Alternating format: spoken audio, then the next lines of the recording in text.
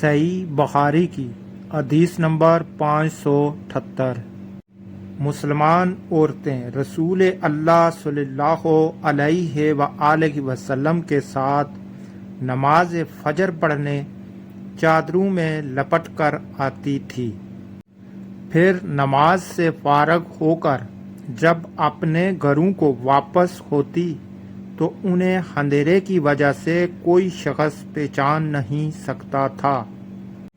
اس حدیث سے معلوم ہوا کہ نبی کریم صلی اللہ علیہ وآلہ وسلم کے دور میں بھی عورتیں اس قدر پردے میں رہتی تھی کہ نماز کے لیے بھی اگر آئیں تو پردے کا اہتمام کر کے آتی تھی تاکہ کوئی آدمی پہچان نہ سکے۔ صحیح بخاری کی حدیث نمبر 579۔